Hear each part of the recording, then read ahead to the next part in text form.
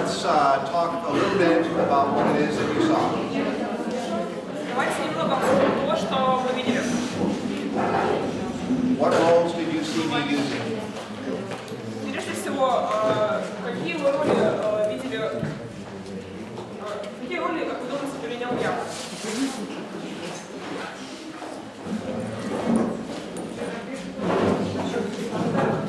Зрители не слышат. Да.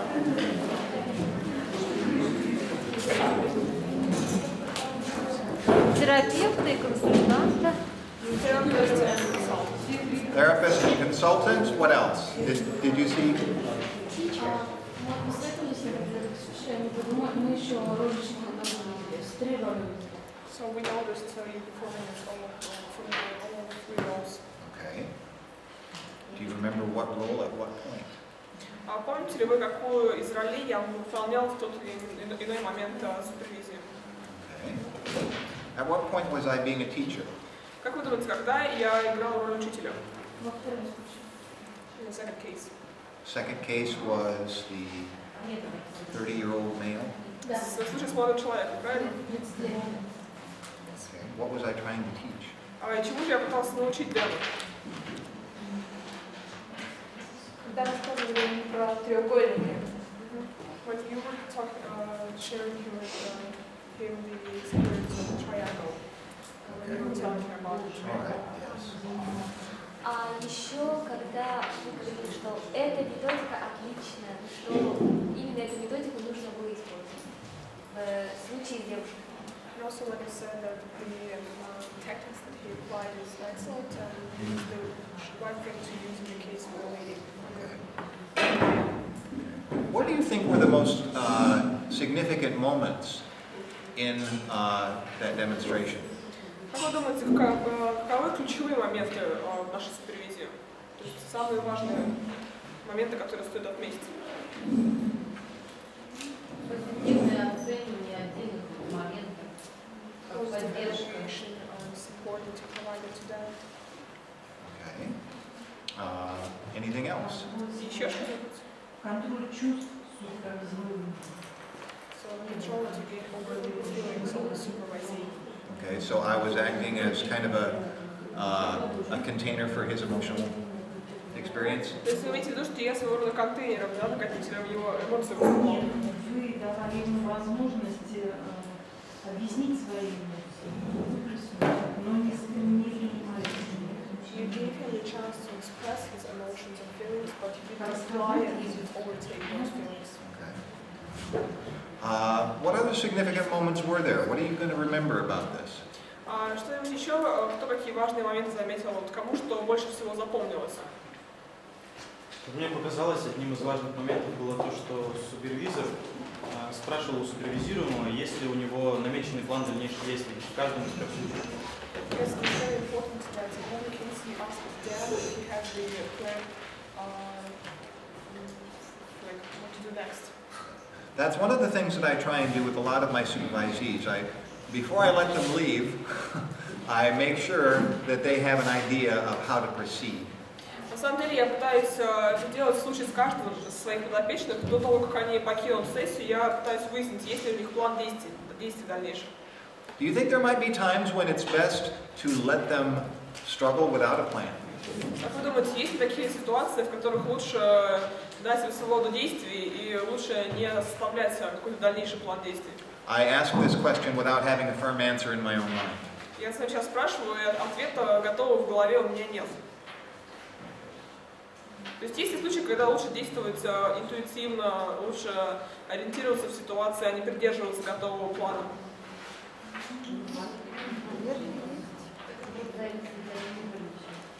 Depends on the type of your personality. Yes, I would agree. Могу У согласиться. кого-то структурировано сразу будет, а у кого-то интуитивно. Some people act intuitively and then the others need structured plan. Right, they do. I think it's kind of a developmental issue. Я думаю, это как раз-таки процесс развития. Those that are beginners compared to those that are advanced practitioners. Вот в этом отношении можно сравнивать новичков, да, и тех, кто уже имеет определенный опыт. I think I'm trying to imagine a situation where I would try that with a beginner. Я сейчас пытаюсь представить ситуацию, где я бы дал подобную свободу действий новичку. And I might if I had concerns about their capacity to self-evaluate. И я думаю, что я могу поступить таким образом в тех ситуациях, когда я сомневаюсь в их способности оценивать себя. I might let them leave, insisting that they think carefully about what they're going to do, without too much guidance from me, to teach them self-evaluation. Я бы таким образом обучил их, повысил бы их навыки самооценивания, оценивания себя, предоставив им свободу действий и покинув сессию, не имея четкого плана и придерживаясь, надеясь только на свои силы, а не на поддержку супервизора. However, I think that occasion would be pretty rare. Most of the time, I'm going to want them to have an idea of how to proceed. Однако я думаю, что такие случаи очень редки, и в большинстве, зачастую я бы убедился, что у моего подопечного есть дальнейший план действий. Is there anything that was surprising about this for you? If so, what was it? About the supervision. Yes. Что-нибудь в сессии нашей супервизии вас удивило? Что-то, может быть, новое вы увидели? Что для меня было неожиданно, это то, как началась супервизия, когда Брэдли просто спросил о том, как Дэн себя чувствует, про его распорядок, то есть про какие-то такие житейские вещи, которые не имеют отношения. Ну, по моему мнению, мы на это не обращаем. The reason to start the supervision session was surprising. We started asking Dan just some questions about his feelings, like how he's feeling, how everyone, something not related to the supervision itself. So we talked about his personal situation outside of his work. Имеется в виду, что мы какую-то личную ситуацию, да, обсуждали его, не касающуюся непосредственно работы. Sometimes I do that with supervisees. That's just to get them kind of relaxed and centered so we can proceed. На самом деле я это часто делаю с подопечными для того, чтобы заставить их немного расслабиться и чтобы мы могли спокойно начать нашу сессию супервизии. And another part of it is that I know Dan pretty well. We've been working together as supervisor and supervisee for almost a year now. Ну а в этом случае еще я очень хорошо знаю Дэна, мы уже год работаем вместе в качестве супервизора, супервизируемого, поэтому это обычная ситуация для нас.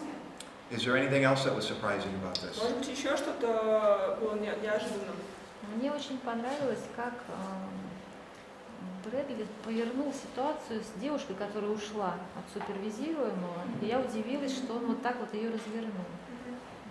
For me it was surprising to see the way that you managed to divert the situation with the female client, that you managed to show them the positive side instead of the negative that you have.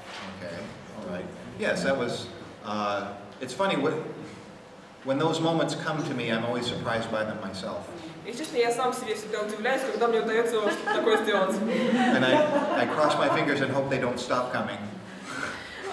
Я, на самом деле, тут держу кулачки, скрещенные пальцы, для того, чтобы мой супервизируемый не посмотрел на меня косо и не перестал бы ко мне ходить на занятия. And I think sometimes, you know, what you saw with Dan and I, that's a pretty strong supervisor-supervisee relationship. На самом деле мы сейчас вот между нами наблюдали очень тесные взаимоотношения как взаимоотношения между супервизором и супервизируемым. There are a lot of things that we have in common, a lot of common interests and a pretty long history. У нас с Дэном очень много общих интересов и в целом уже долгая история развития отношений. It's not always going to be that way. Однако не всегда ситуация складывается таким образом, да? I imagine that if one of the things that makes our relationship easier is the responsibility for evaluating him belongs to someone else. So it can deteriorate, diminish the... Well, the fact that I don't have to evaluate him, somebody else is doing that for me, makes our relationship easier. В этом случае еще следует отметить, что тот факт, что не я оцениваю работу Дэна, а другой супервизор, также облегчает в некоторой степени наше взаимодействие. My last question about this demonstration is, what did you learn from it? И последний мой вопрос. Чему вы научились, что нового вы узнали из этой сессии?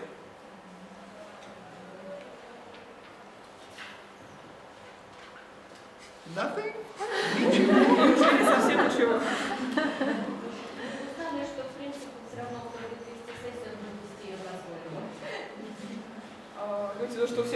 доработаю.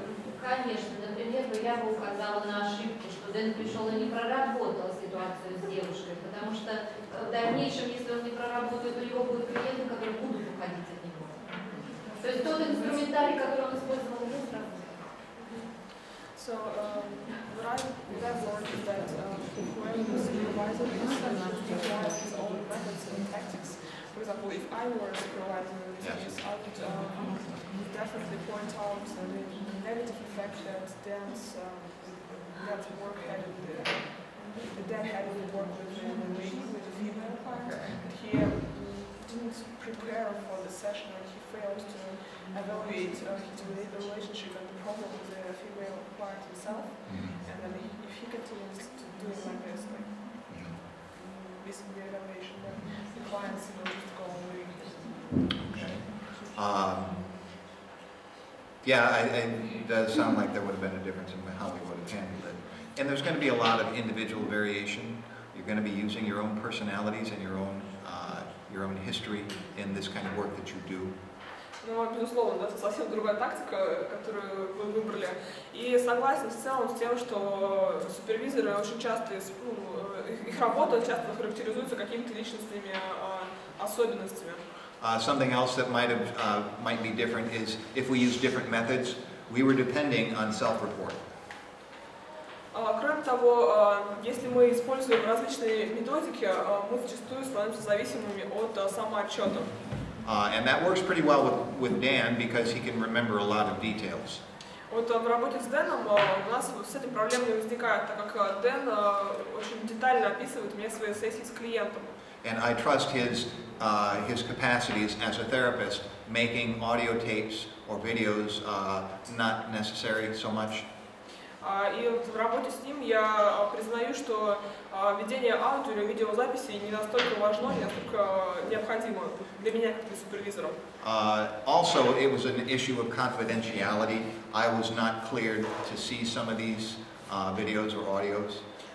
Кроме того, когда он работает в определенной организации, да, то встал на вопрос о конфиденциальности. Возможно, мне не разрешено было бы просматривать эти видео или аудиозаписи. I am not a member of the staff that works in this setting. Так как я не являюсь его коллегой, не являюсь его, имеется в виду в той организации, в которой он работает, не являюсь персоналом. Any other comments about what you saw? Есть ли еще какие-то комментарии или замечания? Вот раньше я представляла себе, что супервизия, когда супервизора выше супервизируемого. А вот этим мне супервизия понравилось. Здесь были отношения на равных. Да. So I had a different understanding of how supervision should be organized.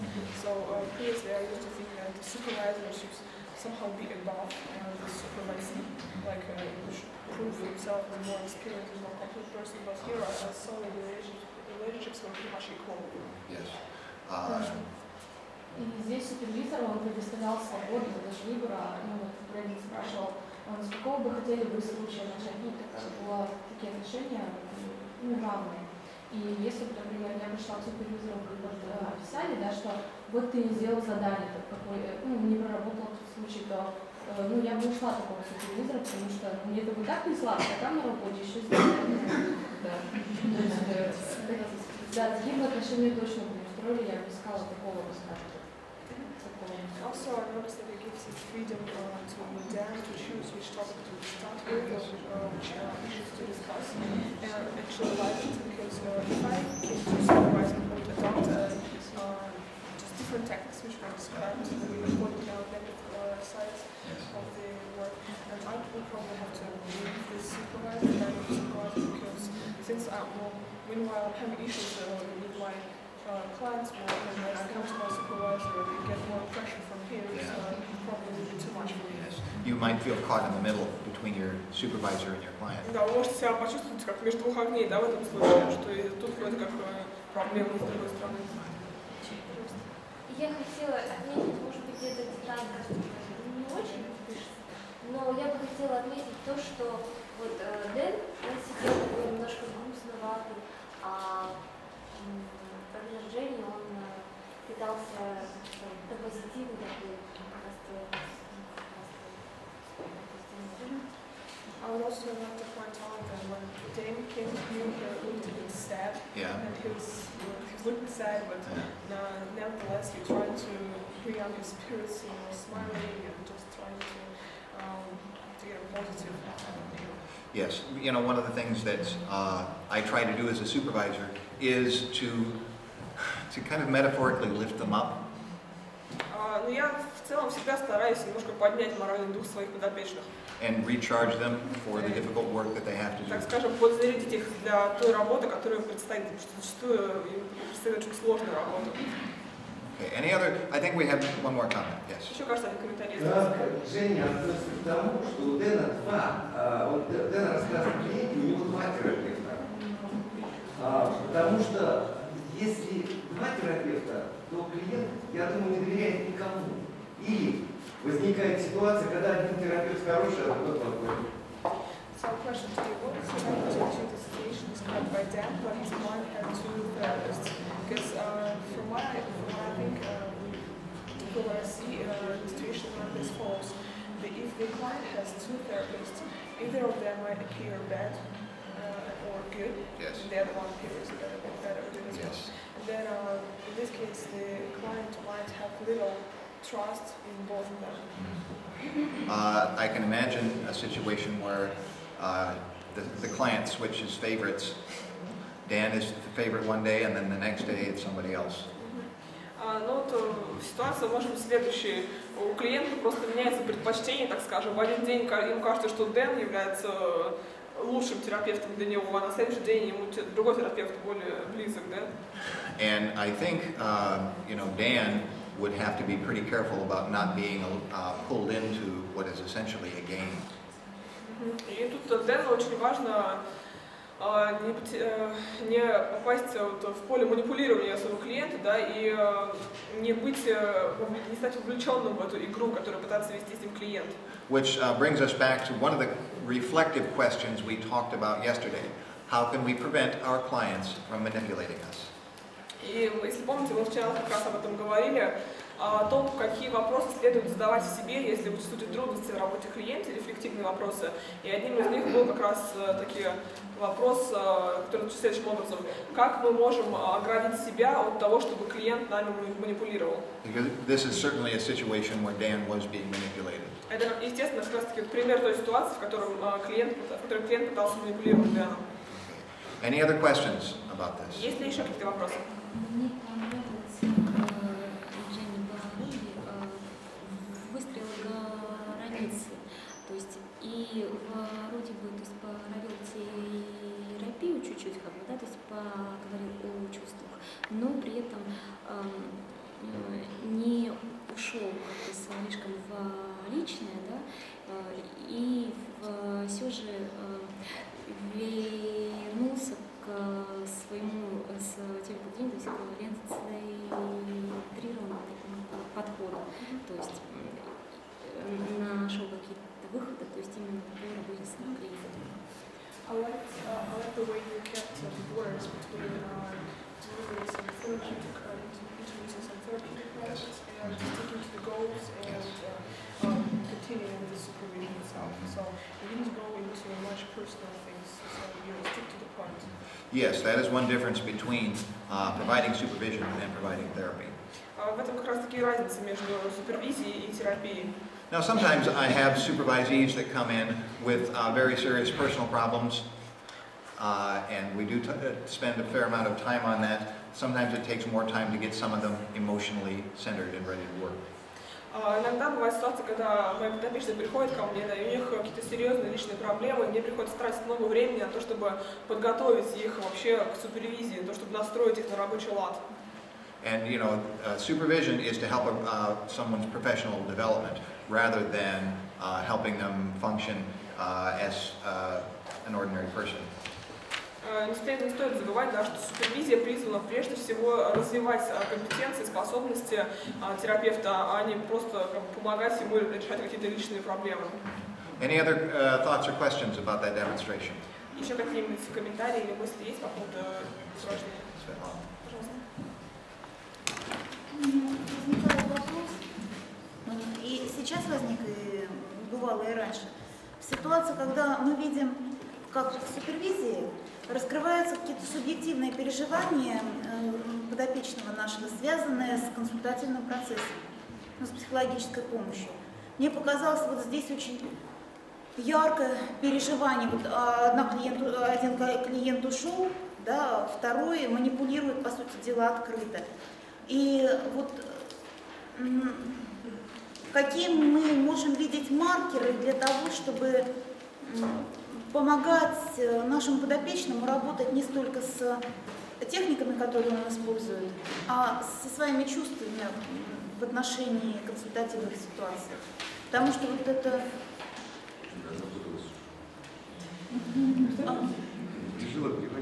Можно чуть резюмировать ваш вопрос? Да. Как помогать эмоционально? То есть в каких ситуациях мы можем смещать акцент с оценки правильности поведения, оценки модели консультативной и обращаться к осмыслению чувств, переживаемых подопечным.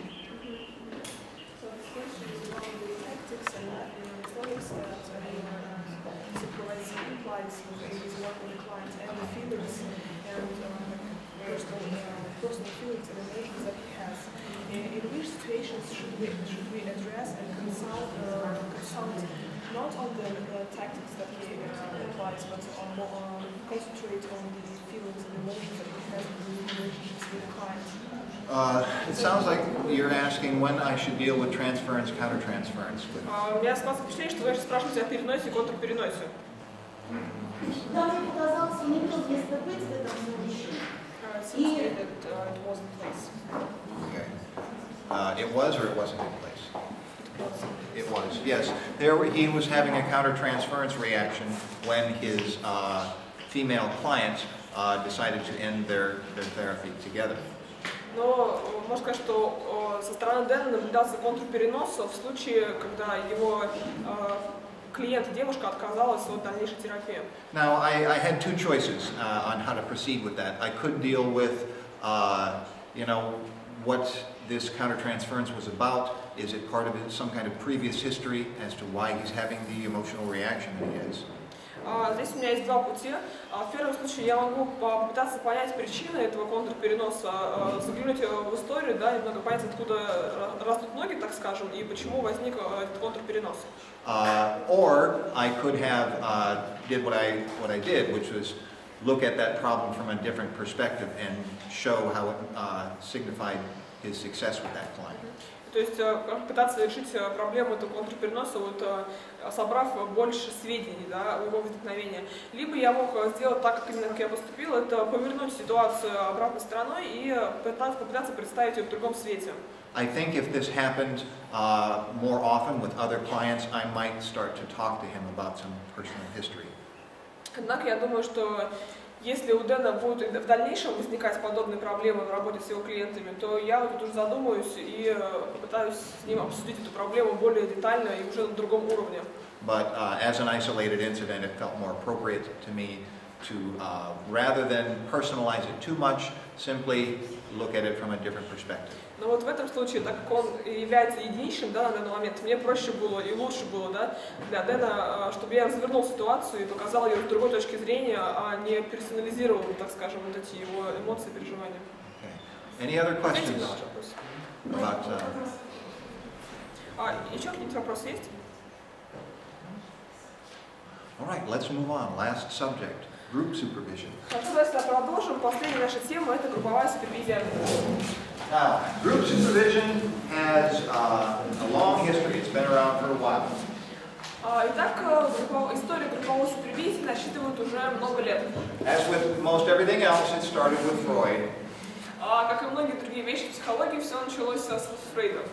All roads lead to Rome, and everything in psychology goes back to Freud. Все дороги ведут в Рим, и в психологии также все возвращает нас к Фрейду.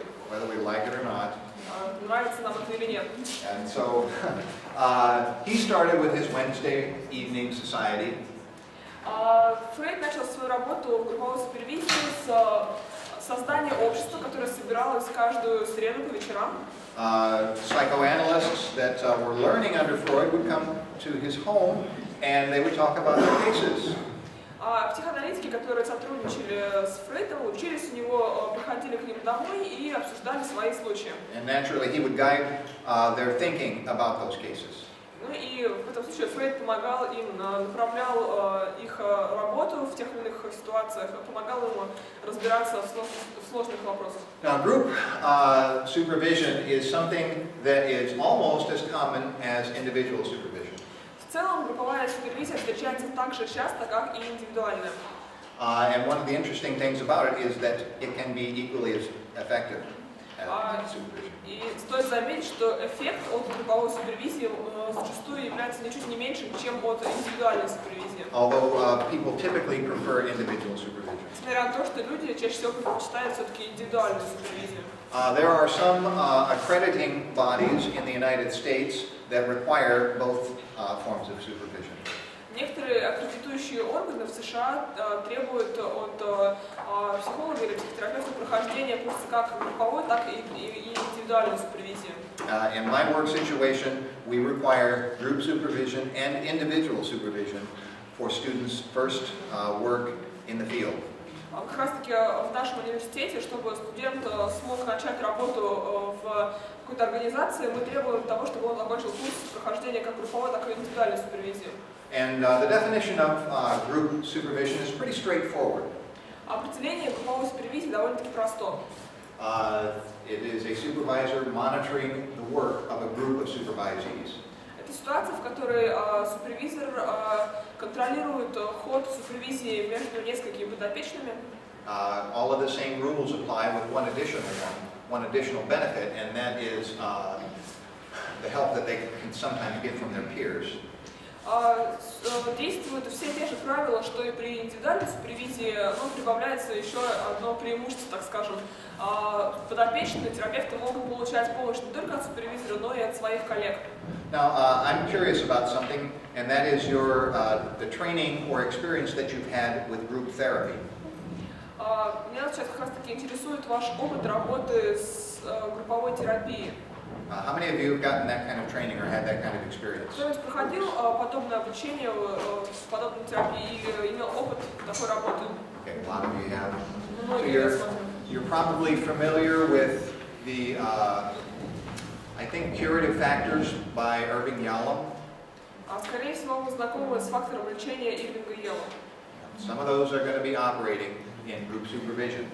Некоторые из этих методик его работы применимы как раз таки в групповой супервизии.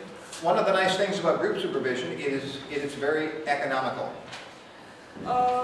Еще один положительный момент в групповой супервизии заключается в том, что это экономия усилий. In 1 hour, you can deal with 3 different supervisees instead of just one. Экономия усилий и времени. В течение 1 часа вы можете провести супервизию не только с одним подопечным, но и с 3.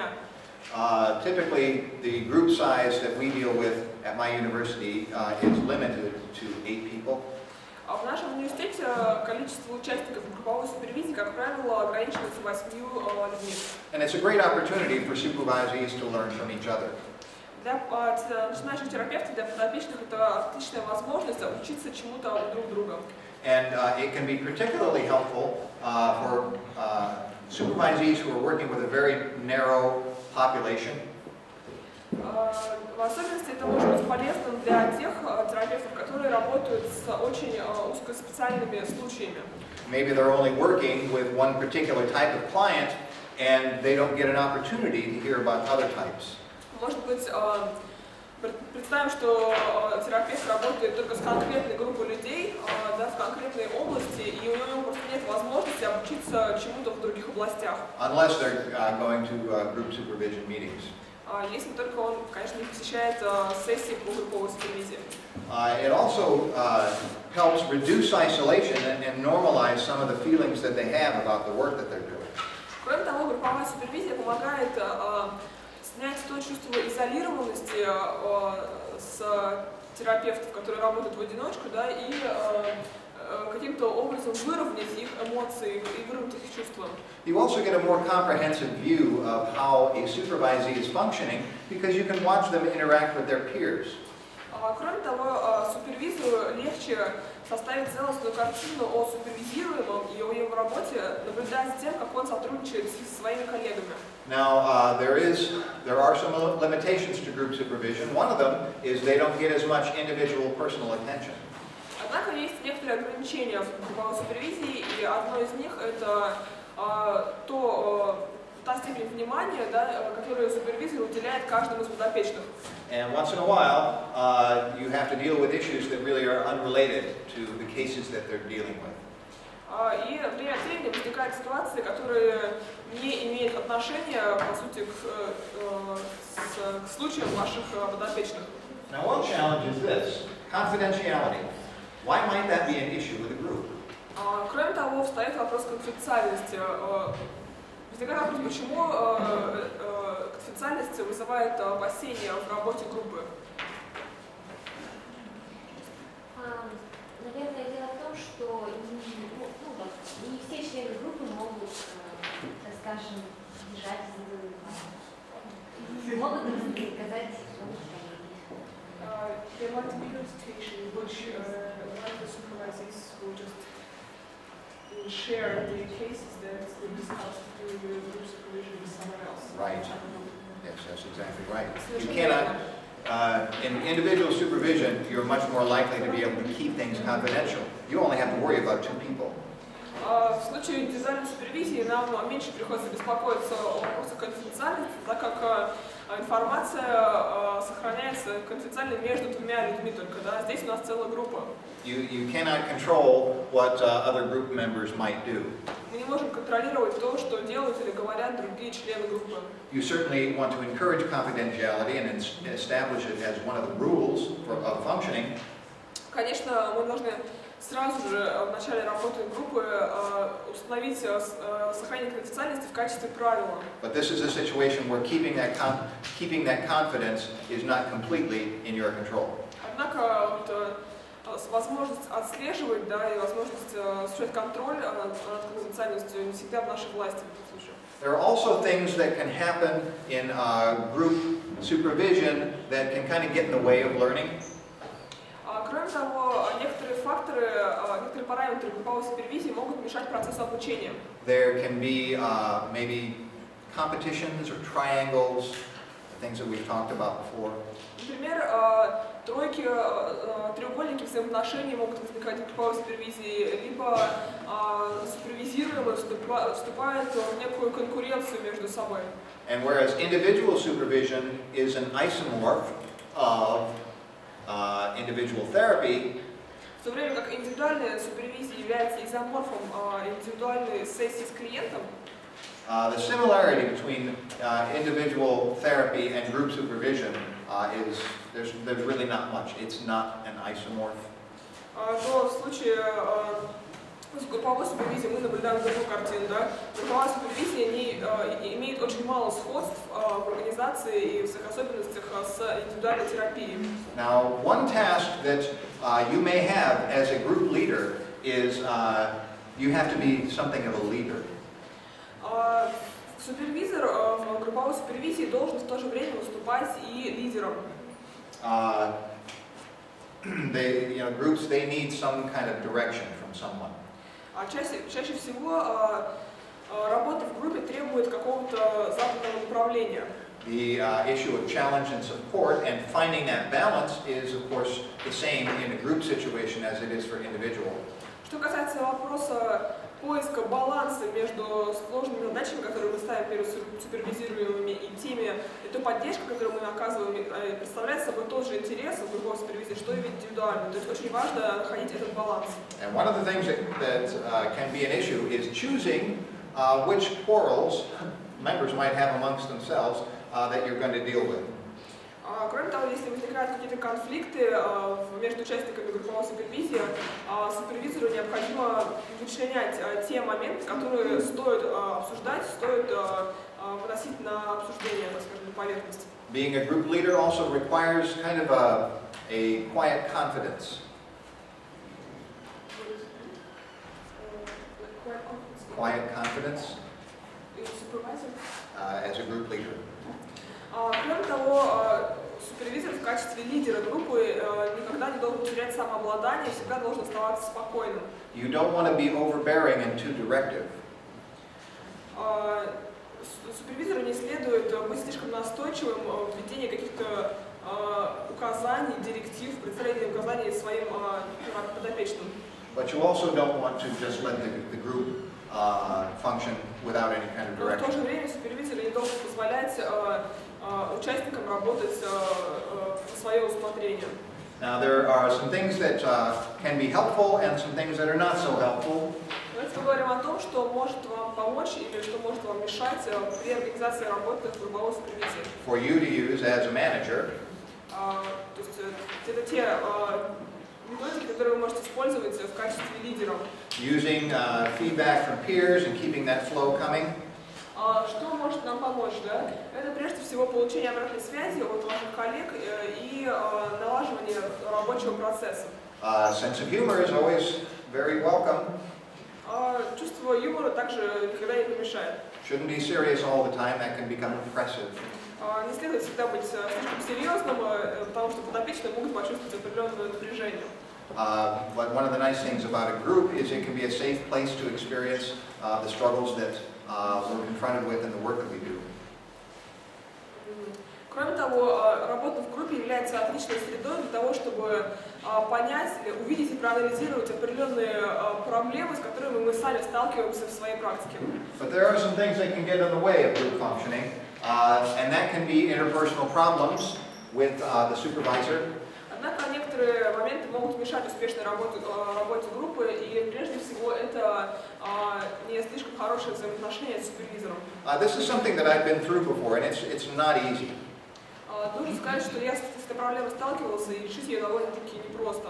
If you've got a group of 6 people, and one of those people you don't have a very good working relationship with, А если, скажем, вы являетесь лидером группы из 6 человек, и с одним из этих 6 человек у вас не очень хорошие отношения, it's a real challenge to manage that kind of situation, because that one person can be kind of a black hole, like a collapsing star sucking everything in to the heart of it.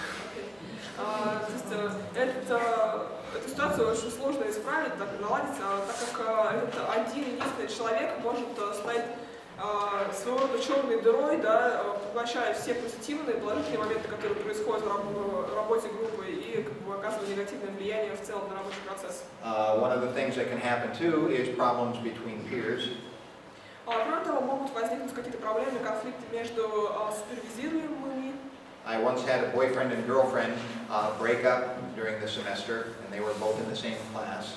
Один раз у меня была ситуация, в которой в моей группе работали парень и девушка, между которыми были отношения, и они расстались. Это также негативно сказалось на эффективности работы группы. As you can imagine, that was very messy. Вы можете себе представить, насколько это было неприятно для группы. And once in a while, you know, if a given group member is having a horrible day or they're very upset about something, that can kind of take us off task. Кроме того, если один член группы приходит на занятие раздраженным, расстроенным или в состоянии депрессии, это также может сбить всю группу с намеченного курса, намеченного направления работы. There are also sometimes logistical constraints. Также могут возникать определенные ограничения в плане передвижения, логистики. Things like finding an appropriate room to have your meetings. Например, вопрос поиска оснащенного подходящего помещения для того, чтобы проводить встречи. Having appropriate equipment to use while you're having your group supervision. Поиск соответствующего оборудования, необходимого для работы в группе. When I was a doctoral student, we had our group supervision in a very strange place. Когда я писал свою докторскую, например, у нас групповые супервизии иногда проходили в очень странных местах.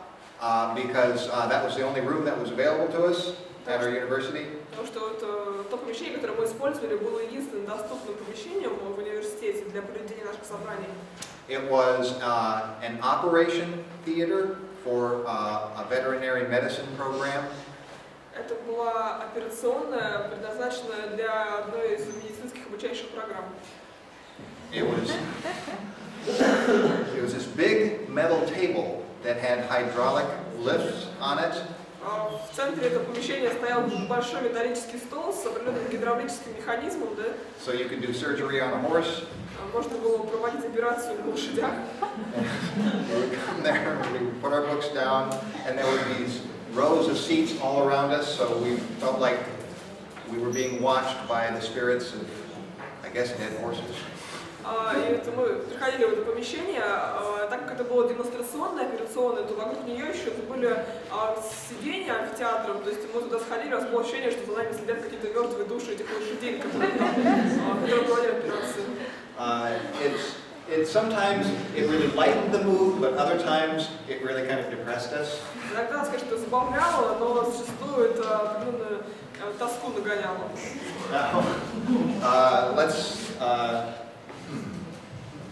Let's talk a little bit about supervision style, and then I'm going to give you another break, okay? Давайте немного поговорим о стилях супервизии в рамках работы группы и затем прервемся на перерыв. Now we've got three different supervision styles. You can't see it. Итак, у нас здесь на слайде представлены три вида стиля супервизии. And they kind of vary in the amount of control you have over the functioning of the group. В целом они варьируются по степени контроля и влияния, которое оказывает супервизор на работу группы. And when you're using an authoritative style, this is something you would want to do with a group of beginners. Авторитарный стиль применил в случае работы с новичками. And you're operating from the individual supervision pattern. Мы опираемся на модель работы в индивидуальной супервизии. In some ways, you're kind of going one at a time, supervising each individual. В некоторых случаях мы идем по очереди, так скажем, да, беседуем с каждым из подопечных по очереди. And there's not a lot of participation from group members when they're not the ones being supervised. И в то время, как мы беседуем с одним подопечным, другие не принимают активного участия в диалоге. With a more developed group, you can sort of have everybody supervising everyone else, but there's still a strong sense of leadership from the group leader. В случае с более опытными подопечными мы можем создавать ситуацию, в которой все являются отчасти супервизорами, супервизируют друг друга, да, но в то же время должен существовать лидер, который задает тон работе всей группы. And finally, this is what a group of advanced professionals is going to look like, or students that are near completion of their programs. И, наконец, последний вид супервизии, совсем корректно переведено. Больше Cooperative. Больше можно назвать его как бы сотрудничеством и кооперацией, так скажем, да. Это тот стиль супервизии, который лучше применять в работе с более опытными подопечными. These kinds of groups are very interesting for me when I get an opportunity to participate in them. Мне самому лично очень интересно участвовать в тех сессиях по супервизии, в которых применяется данный стиль супервизии. There's a lot more subtlety to them, and there's a lot of, I guess there's a lot of work that you don't have to do. They're doing it themselves. Я вот как супервизор, да, если являюсь супервизором подобной сессии, то у меня задача гораздо легче становится, то есть я по сути предоставляю свободу действий своим подопечным и просто слушаю и в определенный момент направляю беседу. Okay. We'll talk more about the stages of group supervision after a short break. Давайте вернемся к этапам групповой супервизии после небольшого перерыва.